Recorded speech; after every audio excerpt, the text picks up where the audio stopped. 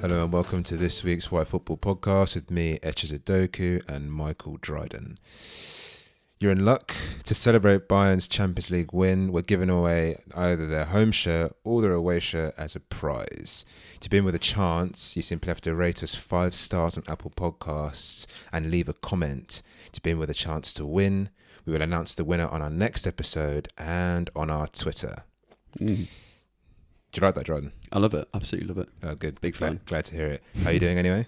Yeah, I'm good. Obviously, we're recording just after the final, just a couple of hours after. Interesting game, interesting first half, with Coleman scoring against his former team, and Mbappe missing a fair few chances. Yeah. That fell his way. Not entirely sure about Keylor Navas's haircut this evening, but, yeah, disappointing for PSG, but overall, I think Bayern have been exceptional this year. I mean, they've scored 43 goals in 11 Champions League games this year. I believe so, yeah. You have to ask Opta Joe on that one. I'll ask Opta Joe, yeah. I'll tweet him tomorrow. That's incredible. And I think, they deserve to win it this year. PSG had chances, and if it went back to 1-1, or back level, then it might have been a different result. I was kind of wanting PSG to equalise just to elongate the final because it was quite entertaining. Yeah. Bringing on Choupo-Moting, interesting. Maybe they thought when they brought him on that might be they're regretting that purchase after all. But no, it wasn't too bad. How are you doing? Enjoy the game? Yeah. The game was. I really liked the first half. I felt that Lyon and Barcelona caused Bayern a lot of problems with the high press and high line. Yeah. I thought the midfield today shut down the PSG 3 very quickly, which prevented them from having free runs of the defense all the time. They got better with that. They did have some chances, but they had to work for it. I think Lyon and Barca at times cut them too easily, so they did much better with that tonight. Tomorrow I've got my second trim at Trimit. Okay. Which, in case you haven't heard, it's this van. You go on an app, and it's this van that drives to wherever you live. You get in the van, have your haircut, you come out looking top dollar. Okay. Yeah. Oh, good. So I'm due a trim. You're trying to get a free haircut. No.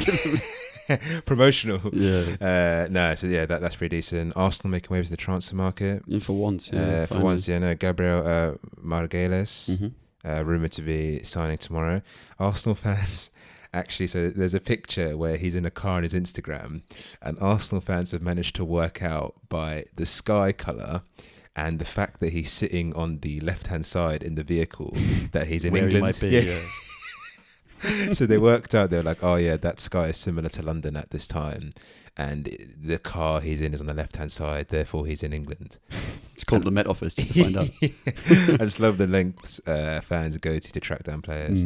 Aside from that, it's been in a few albums this week. Burna Boy's albums are very, very good. Actual flames on that one. And yeah, that's all to report. This week, John will be telling us all about Bayern Munich, their history, their club structure, their Champions League campaign, and we will discuss the 50+1 rule and whether it is here to stay. Before we start, please follow us on Twitter at @yfootball_ for our latest content. Please also follow and subscribe with us on Apple Podcasts, Spotify, and Acast for immediate access to future episodes. And don't forget to enter our competition. That's the most important thing for this week. So, Dryden, tell us a little bit more about Bayern's history. Who exactly are they? So Bayern, as most will know, are regarded as the biggest and most successful club in German football. The club was formed in 1900 by members of a Munich gymnastics club, so they're celebrating their 120th year as a football club, as opposed to PSG, who were founded in the 1970s. 1970, yeah. So yeah, they're a very old club. They're based in Munich, obviously, the capital and most populous city in Bavaria. Obviously not the capital of Germany, but very much kind of the footballing capital, you'd say. Yeah, perhaps. Good geography, mate. Yeah, thank you very much. Other notable clubs in Bavaria include 1860 Munich, FC Nuremberg, and Augsburg. Bayern share the Allianz Arena with 1860 Munich, which is a heavily illuminated 75,000 capacity stadium. Bayern actually bought out 1860 share in 2006, so they still share the stadium, but it is wholly owned by Bayern, so they bought it out as a kind of financial gesture to 1860, who are going through some trouble. Yeah, you wonder how many seats 1860, like their max capacity at the Allianz has ever been? Mm. That's actually no, Joe, that's an actual question because obviously they're not going to get 75,000. I wouldn't have thought. No, so if they're going through financial trouble as well, you've got to assume that they're not doing as well on the pitch recently. I mean that was back in 2006, but yeah, maybe we'll find out for next week. Yeah, man. Bayern have won 30 Bundesliga titles, Wow, including the last 8 in the Bundesliga. They've never finished outside the top 4 in the 21st century. That is a stat. So they finished 4th once in that time, and then finished above that, obviously, for the rest. They've won the DFB Pokal, which is the German domestic cup, like the FA Cup, 20 times, and the German Super Cup on 7 occasions. All of those figures I've just mentioned are records in Germany, as you'd expect. In Europe, they have won the Champions League now 6 times. Yep. And the Europa League, the UEFA Cup Winners' Cup, and the UEFA Super Cup once apiece. Fair. In their last Champions League winning season before this one, which was the 2012-13 season, they became one of only a handful of clubs to have won the continental treble. So Etches, quiz time. Yep. Can you name the 6 other clubs that have won a continental treble? And who has done it twice? So it's someone who's won their major domestic trophy, like the FA Cup, the Premier League, and Champions League in one season. Barcelona is one of them teams. Man United. Yep. Inter Milan. Inter Milan, yeah, under Mourinho. Ajax. Yep, correct. Is that 4? That's 4. We've got 2 more. 2 more. Juventus. Nope. AC Milan. Nope. They're not easy. Really? Think one's on the British Isles. British Isles. What? Yeah. Celtic have won it, yeah. Oh, mad. Must have been the European Cup and the Champions League. Yeah, 1960. And the other one I'll just say is PSV Eindhoven. So yeah, I was going to say I would them. never have got that. I was going to say them next. And who's the team that's won it twice? Ajax. Barcelona. Did it in 08-09 and in the 14-15 season. Yeah, fair. Interesting. But well done. Did quite well there, to be fair. Yeah, not too bad. Interestingly, in the women's game, Lyon have actually done it 4 times. Wow. Including 3 in the last 5 years. That's some sheer dominance. There's dominance. Yeah, my condolences go out to Arsenal women's who got knocked out the other night against PSG. I was hoping they could win the competition so I could finally say Arsenal have won a Champions League, but it wasn't to be. That's unfortunate. Yeah. They're wearing our new away kit. Not a fan of it. Oh, the new Arsenal away kit? Yeah. No, it's got a kind of marble effect. I'm not a big fan because Arsenal's kits, and I've mentioned it before, this season have been, I thought, one of the best ones they've ever had. Yeah, they were. But yeah, I'd give it a 3 out of 10. So of Bayern's 6 Champions League wins, 3 of them were actually won in a row. So in 1974, 1975 and 1976. And this was the first period of real dominance for Bayern on the international stage. The first of those wins in 1974 was a 4-0 victory over Atletico Madrid in a side featuring Luis Aragonés and Eusebio. They then beat Billy Bremner's Leeds in 1975, the angriest guy in the world. And they won against Saint-Étienne in 1976. Yeah, I didn't know Luis Aragonés played football to a really high level. Having said that, most managers tend to have played the game to some degree. Yeah, they tend to pop up if you do look back into history. Yeah. There's certain teams and certain games. But prior to that period of dominance, during the war, the Nazi party branded Bayern as the Jews' club and ruled that footballers had to return to real amateurism. So Bayern couldn't sustain itself and it moved back into its regional leagues. After the war, the first division was split into 5 Oberligas and eventually consolidated into the Bundesliga in 1963. They gained promotion in 65 with the likes of Franz Beckenbauer, Gerd Müller and Sepp Maier, known as the Axis, and they went on to achieve domestic success throughout the end of the 20th century. In modern times, Bayern have lifted their 4th Champions League, which they did so in 2001 at the San Siro, beating Rafa Benitez's Valencia 5-4 on penalties. They lost in the final in 2012 to Chelsea, as we all know. Yeah. A crazy run by Chelsea. But the following season, they beat Borussia Dortmund 1-0 at Wembley to lift the trophy following a goal by legend Iron Robben. Since that win, they have reached 4 semi-finals prior to this season, 1 quarter-final, and a disappointing second-round elimination to eventual winners Liverpool last season. They were sunk by a Mane brace at the Allianz. On the whole, though, they have been pretty consistent in the Champions League and consistently eliminating Arsenal, as we all know. Yeah, it's one of those really where a shot's been fired at your club and then you want to say something really witty in response, but it's just fact. It is pure fact. It's pure fact. Yeah, Bayern have dispatched us a fair few times. Barcelona as well. That 2001 team actually had Roque Santa Cruz and I believe Owen Hargreaves. Yeah. And Roque Santa Cruz is a bit of a forgotten man. He came to England, he kind of fell by the wayside at Bayern. Came to England, was brilliant with Blackburn. I think he scored 19 goals in 37 games. And you're thinking, right, this guy's going to be on it. Moved to Man City, irrelevant. Yeah, absolutely. I think he came just after the time where they had their influx of money from the new owners, Sheikh Mansour, and then, literally never reached his heights again. So how does Bayern's club structure work? Who actually owns the club? So as we discussed on our first ever podcast on RB Leipzig. Absolute cracker. Yeah, cracking episode. German football operates with the 50+1 rule. This rule stipulates that the majority shareholder must be the club's members, i.e. the fans registered with the club that possess voting rights. FC Bayern Munich AG is the entity that controls the football inside related to Bayern and is led by Executive Board Chairman and former Bayern player Karl-Heinz Rummenigge. Everyone will probably know.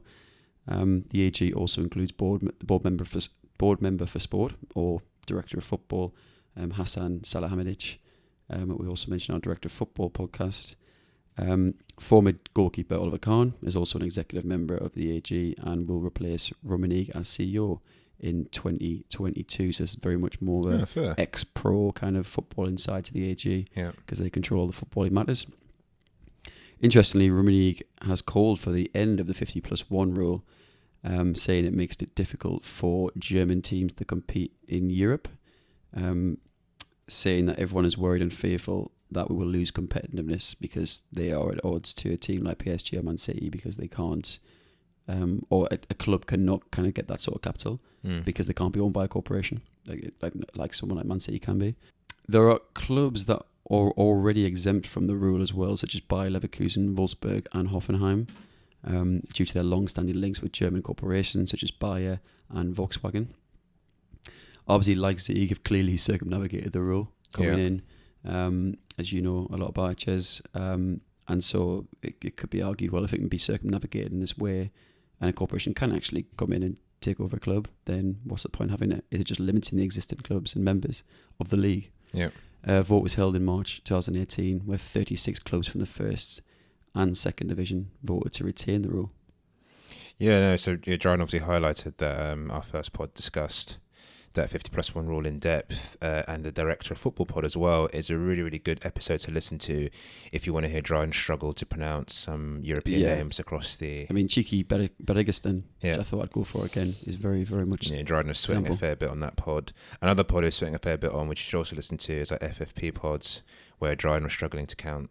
Tune in. Comment on that. But going back to Bayern, especially Oliver Kahn, have you seen, that goal that JJ Kocher scored?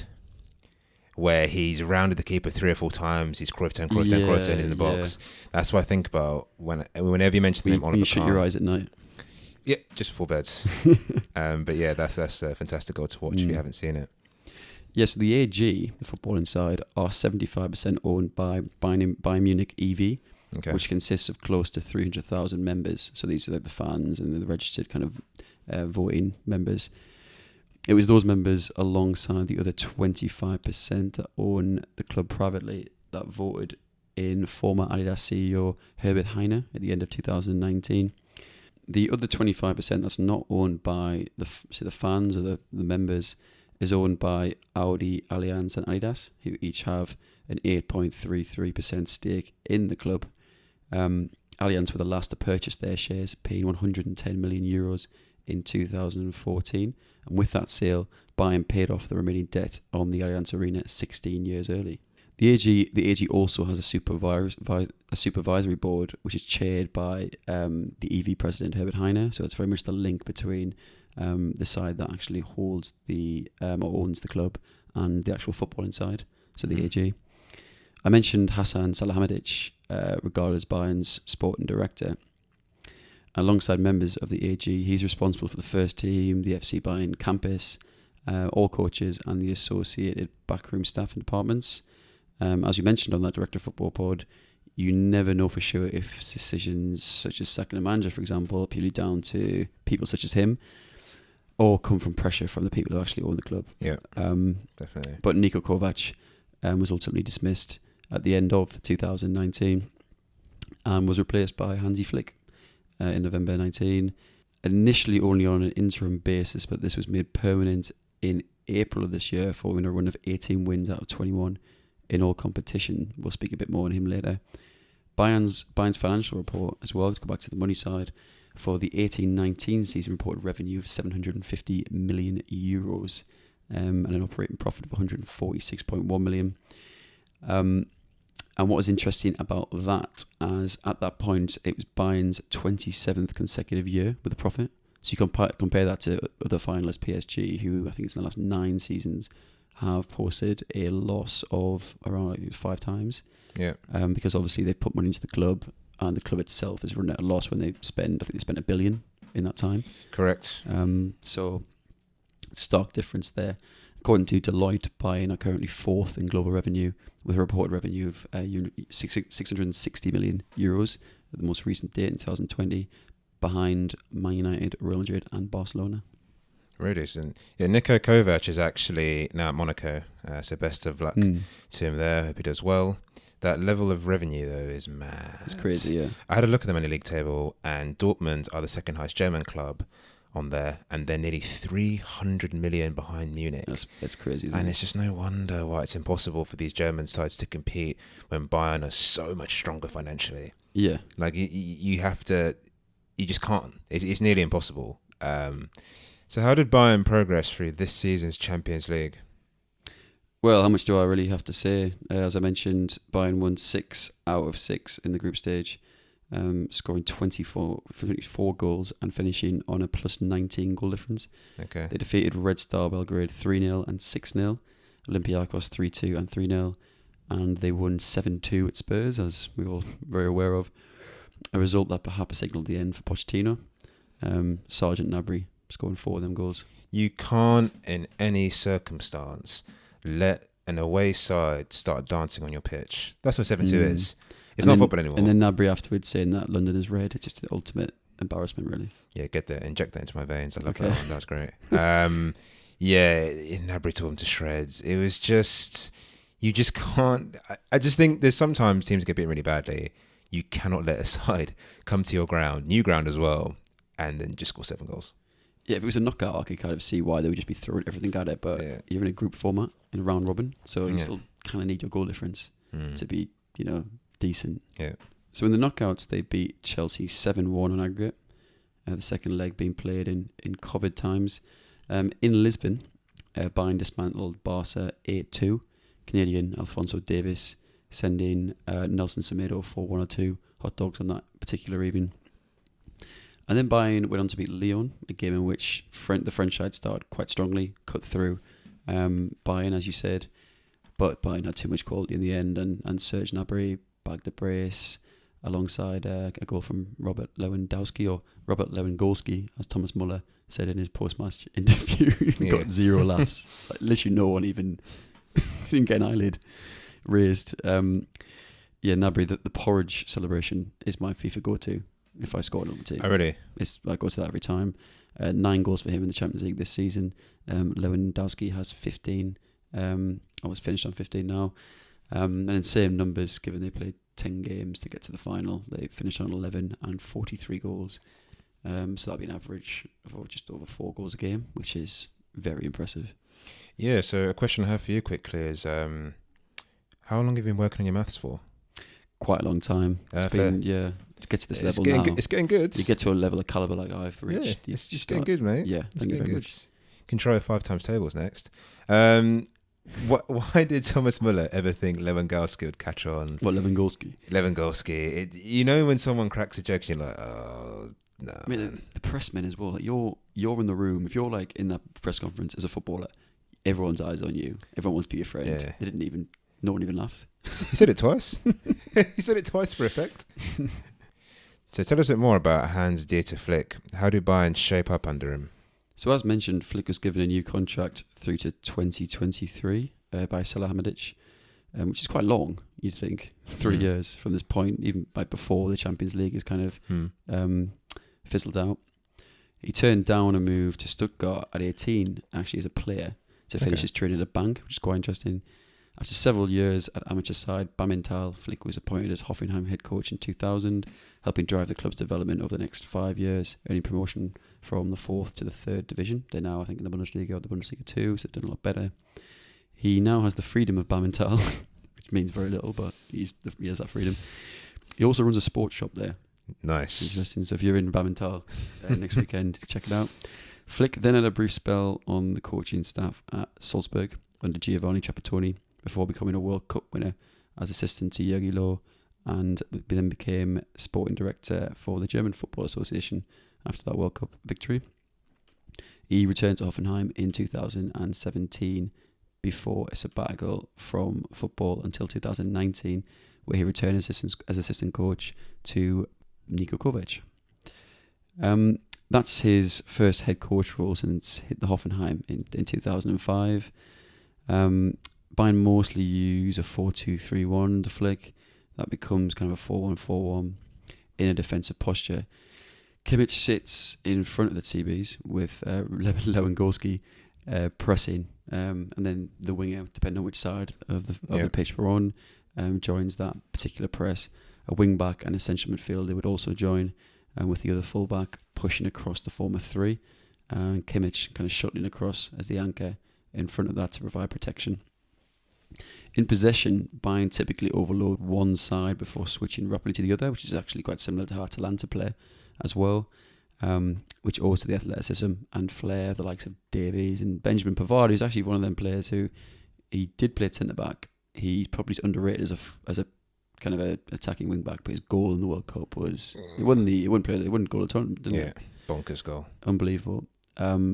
Alaba has also shifted into the centre-back role, which I've had an interesting debate with a friend, Luke, recently. I think this is intentional by Flick, and it's seen as when Davies goes forward, it creates quite a lot of space. Well, a lot of space is left by Davies, and Alaba kind of has a bit of a free role to then play as almost like a deep line playmaker in that area. So then he can shift the ball with his kind of impressive possession skills and possession, so passing and technical wise. Muller has had a resurgence under Flick, becoming a pivotal second assister and beginning moves from dangerous positions. The side boasts a creative positional sense and achieves overloads across the pitch. Much has been made of Bayern's first 11 against Lyon, costing 80 million, which is obviously the same price as like Harry Maguire or even Lucas Hernandez, who they signed. So it's quite cheap in modern days for a side to overall cost that, especially when they're a Champions League winning team now.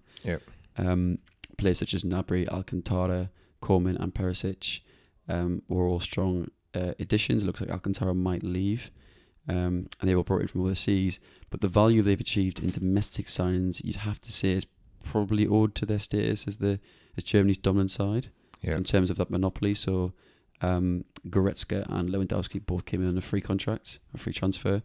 So I think that's kind of testament to that. Nevertheless, they have assembled a side currently unrivaled on the world stage, you say? Yeah, I really beefed that picture with their team costing 80 million or whatever, because Bayern actually had over 230 million worth of talent on the bench, with the likes of Hernandez and Tolisso. Yeah. Just to mention Javi Martinez as well. These are guys signed for all 30 plus.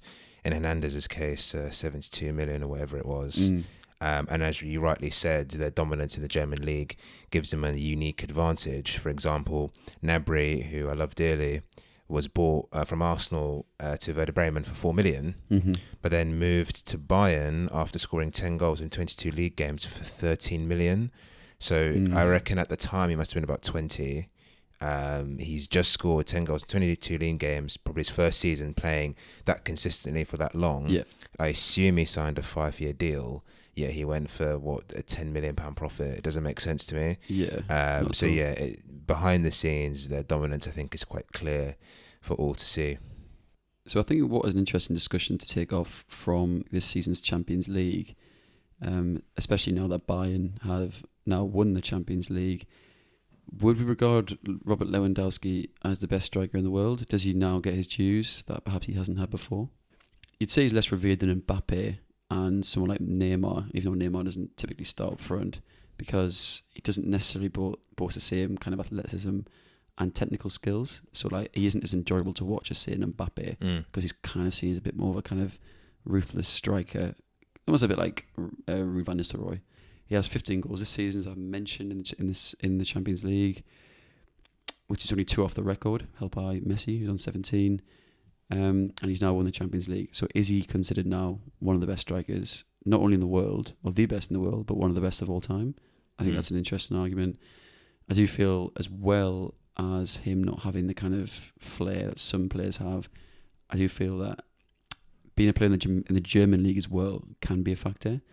I think it's kind of like less romanticised than say La Liga or Serie A, particularly in like England, whereas like Serie A used to be beamed on Channel 4. People really romanticise those leagues, but they don't for the German league. So do they get overlooked? Yeah, I kind of see your last point there. The German league has always been seen as slightly inferior, maybe, to the Prem, Serie A and La Liga. Just throughout history, Serie A had the dominant time in the 80s and 90s. Yeah. La Liga always has had, because of Barcelona and Real. And England as well is currently kind of seen as the best league around. So that always means that his exploits there watered down a little bit, which is unfair to a degree. And like you said, he's not as enjoyable to watch as Neymar or Mbappe. And footballers are kind of judged in this modern era on highlight reels. Yeah, it's very easy for you to judge a player when you watch a matchday highlights and they win 5-0. Because if it's Mbappe, realistically, there'll be some sort of runs, which shows his speed, some skill as well, or someone like Neymar. And then if you see a Lewandowski, it will be the point where he just scores the goal. And to you just watching it, you think, oh, well, yeah, he's good at scoring, but, he's not as impressive. And he could be. He could actually have those skills. He's lucky. Exactly. You don't see it as much. Exactly. I mean, for me, Lewandowski is the best striker on the planet ATM as an out-and-out number 9. I don't really think it can be rivaled. It's one of those things where number 9s kind of fell out of love kind of in the false 9 era, which was about 2010-ish sort of time, where you had like people like Goetze playing up top and the 6 midfielders coming through, and I think number 9's kind of died out.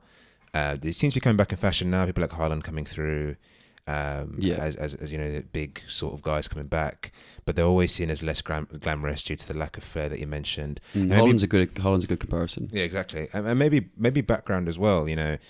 Because he's Polish, you may not necessarily associate Polish players being as skillful as Brazilians, for example, or you may not associate Frenchmen being as skillful as Polish players, for example. So he's not really seen as in that bracket. Yeah, and he's less likely to get far in international competition playing for a side that isn't. So Mbappe is a World Cup winner, and it was instrumental in that win. So he's revered largely for that, in my opinion. Yeah, I think his stats will always put him in that bracket of being currently the best in the world in terms of an out-and-out striker. Yeah. You could also argue kind of Luis Suarez as well, but even him has that flair skill set, which then makes him more enjoyable to watch. Hopefully next season he can win the Ballon d'Or, especially now they've won the Champions League. Yeah. I think it's a crime that they just cancelled it because the season finished. It doesn't make sense, does it? But no. I kind of felt like because it was a Messi, Ronaldo weren't really competing. They thought, you kind of get that vibe with it. Yeah. But for me, I don't think it's a question. There's definitely going to be some Spurs fans out there who will say Kane and they're wrong. So okay. That's all from us. Thank you for Dryden for doing the research, and thank you all to tuning into this week's Why Football podcast. Please don't forget to follow us at whyfootball_, and please also follow and subscribe with us on Apple Podcasts, Spotify, and Acast for immediate access to future episodes. And don't forget the competition. Yeah, don't forget the competition. That is key takeaway. Do the competition, jump on Apple Podcasts, rate it 5 stars, leave a comment, and you could be in with a chance to win a Bayern top. Absolutely. Cheers, guys. See you next week.